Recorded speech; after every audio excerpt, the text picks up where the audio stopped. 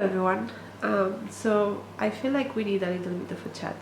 There has not been a HRCYED vlog in December because my December was something. So the school for Alex we're still struggling with it. She was still not going full time to school, which meant that I had to work every other second that I had. And then on the 11th of December, my husband went on a trip for 3 weeks, so I had to deal with that by myself. And yeah, and then on the 23rd, 24th, Alex got quite sick with fever, and I think she got the flu. So I was trying to take care of her, and then I got the flu, and that was not fun. And we also were supposed to join my husband on his trip on the 26th, and I almost cancelled because I was feeling so bad. We ended up going, but I had to sleep the whole next day after the trip because it was horrible. It was absolutely horrible. And then we were there for a few days, and then we came back on the last day of the year. So yeah, it was a lot, and I didn't have the time or the energy or the capacity to film anything, so I didn't. But I wanted to update you on the things that I did for HRCYED for December, so that we know where we are for the next month. And I mostly just want to focus on the two squares that I completed in December. The first one is the subgenres of choice. I chose literary fiction, and I read in December The Ministry of Time by Kaylin Bradley, which was a speculative fiction, and so it completed that square. But I want to go through all of the books that I read for each of the prompts that I chose to put here. Some of the subgenres are up to interpretation, but when I googled it, they came up, so I'm going to take them. So the first subgenre that I considered was coming of age, and for that I used The Queen's Gambit by Walter Travis. I still don't know if this is young adult or is like adult, because in my library it's in both sections. There's several copies of the book, and some of them are in the adult section and some of them are in the young adult section. I think it felt young adult, but because it's quite a classic, maybe young adult didn't exist then, so it's considered an adult. I don't know. Basically, this book follows a teenage girl that seems to be very good at chess, and she wins a lot of championships, and it kind of makes her famous, makes her win a lot of money, and so it also makes her grow really fast. She's an orphan, but she has some people in her life that she does care about, so she's not like completely alone in her life. But yeah, because she's struggling with the fame and the money and her life and all of that, she starts drinking, and she does have to deal with her alcoholism. I thought it was fine. I thought it was a bit oversimplistic, and I liked that she lost some games. Like, you could see her develop as a player as the book went through, but also sometimes it was just a little bit too easy, but it was fine. The next subgenre that I considered was experimental, and that I put Greek Lessons by Hankan because it's very experimental. It was a very weird book. It was supposed to be like a love story between these two people that were obsessed about Greek, the language Greek, and yeah, it was very weird. I didn't get the point of this book, but it was experimental, so it's in here. The next one I considered was magical realism, and I put The Mermaid of Black Conch for that, by Monique Roffey, which is kind of a commentary on slavery and the race differences, especially in the Caribbean islands.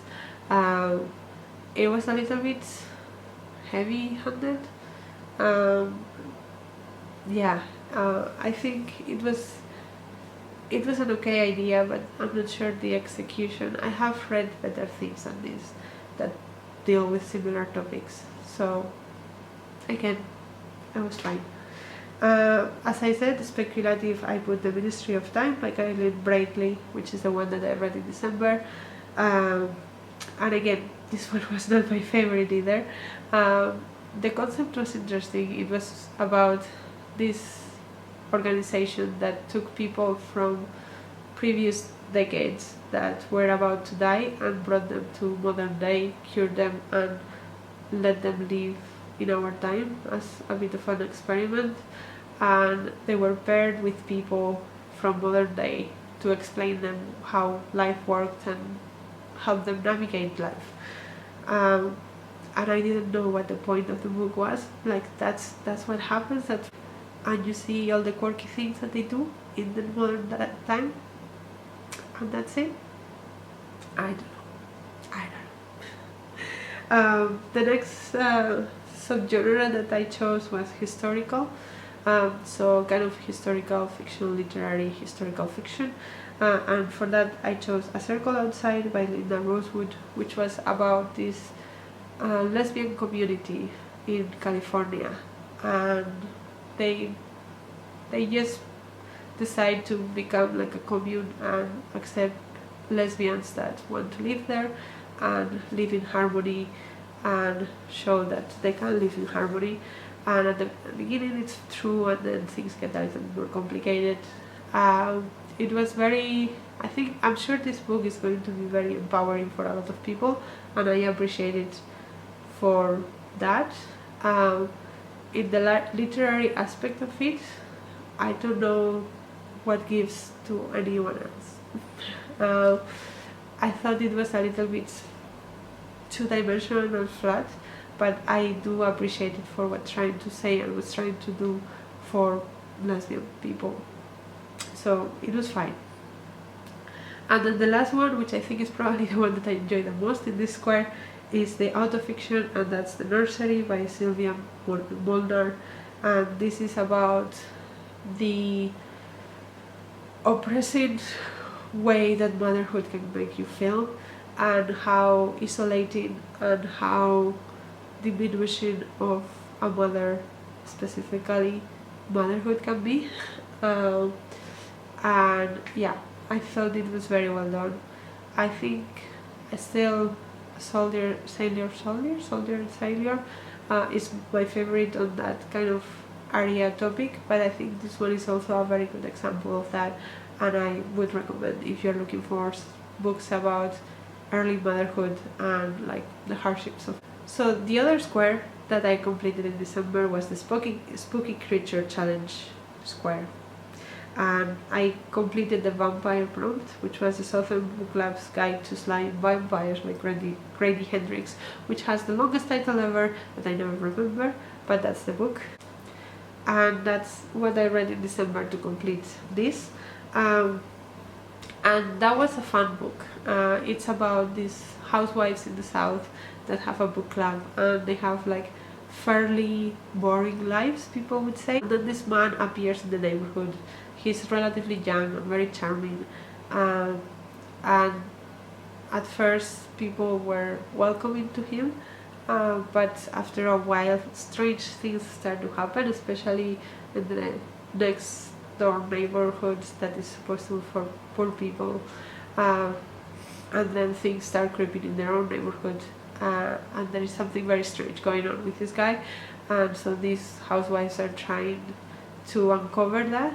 But I think the most important thing is that while they are trying to uncover it and they are finding very disturbing things, whenever they talk about those disturbing things, they are overlooked because they're housewives.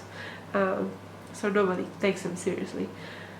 And they have to really fight against that and do everything themselves because nobody gives them any credit. And I found that very interesting for the book to do, and I really appreciated that. Then for the other prompts, I have not read those this month, but I'm going to go through them as well, just to give you an idea of the things that I read for the other prompts. So for Shifter, I read Nimona by Anne Stevenson, really enjoy this. It's a comic book about there's this kind of villain in the world, and he, at the beginning of the book, this woman, young woman, comes to his house asking for a job with him, uh, and at first he doesn't want to because he has always operated alone, but she's very insistent, so he eventually takes her, and they start developing this friendship around the things that they are doing. And it's also one of those things that are they really the villain, like they are going against the establishment, but is the establishment good, or is it the ones that they are evil? And we see, like, there are several aspects of this book about the identity of this woman, about the government and what they are doing, about this forgotten love story of the villain of the story. And there are a lot of interesting elements to it, and it's very funny and it's very quirky, and I really enjoyed it. Then for Magic User, I used Shadow and Bone by Lee Bardugo. This is supposed to be about the Grisha verse, I think it's called. Basically, there are these people called the Grisha that can kind of manipulate, they have powers to manipulate certain things. Like, some of them can heal people or manipulate the bodies, so they can also kill by slowing down your heart. There are also some that are very good with work, like metal work or woodwork or things like that, and they can make like weapons that nobody can break, things like that. And then there was another type of creature that I forgot about, but that's the idea. There are these like different powers that people can have, which I think counts as Magic User. And then we met this girl Alina that is supposed to have a power that nobody knows about, and so she's taken in by this very important person in the kingdom, and she doesn't know why, and then she discovers things about him that develop the story. I thought it was fine. It was fun. I'm not going to continue with the series, I don't think, but it was fun for what it was. And then the next one is Fairy Folk, and for that I put The Summer War by Naomi Novik, which is a novella about this brother. There are two brothers and a sister, and the older brother and the sister have a very close relationship, and then the younger brother is kind of like the third wheel that nobody wants. But then the older brother leaves, and nobody knows where he went or what he's doing, and so the sister and the younger brother have to kind of become an alliance to try to find out what happened. And yeah, there are fairy folk involved in that storyline. It was I didn't love it. I think the pacing was very weird. It was extremely info-dumpy at the beginning, and then there was a relationship starting to happen that I was interested in, and then all of a sudden, like, everything happened at once.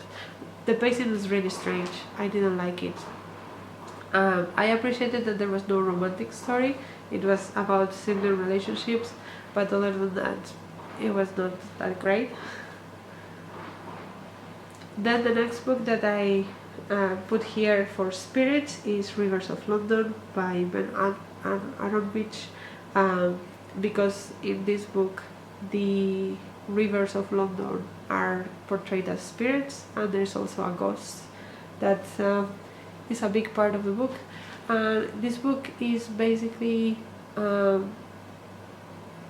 it's like a murder mystery with a magical realism thing going on.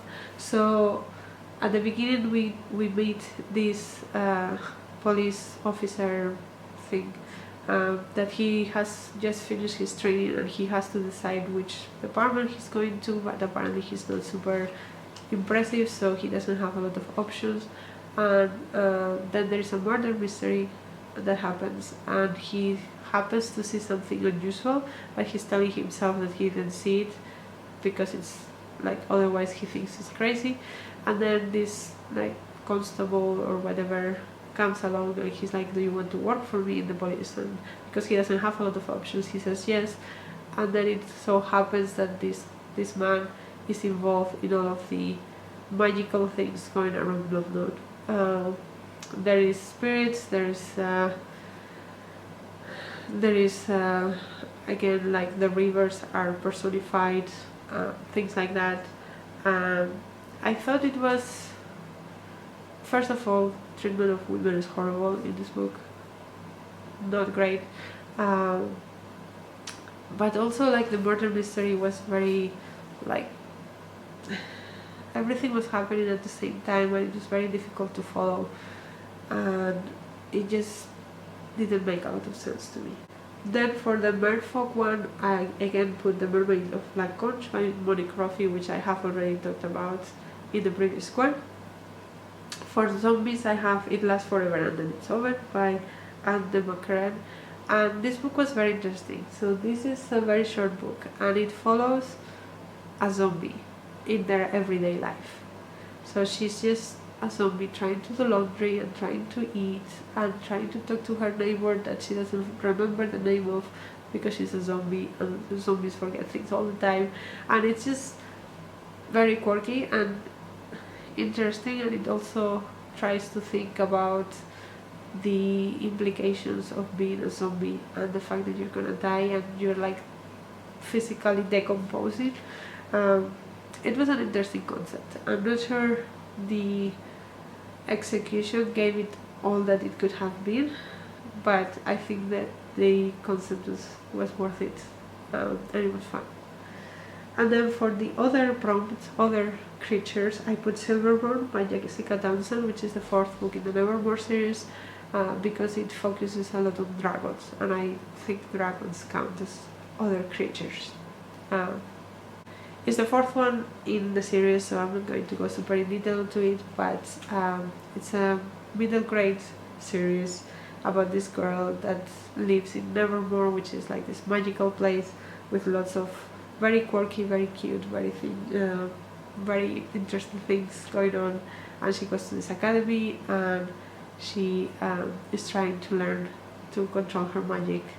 And in this book in particular, there's also sort of like a murder mystery we're trying to follow and trying to resolve, and it's also giving a lot of background information about a lot of the characters that we have been following for the previous 3 books.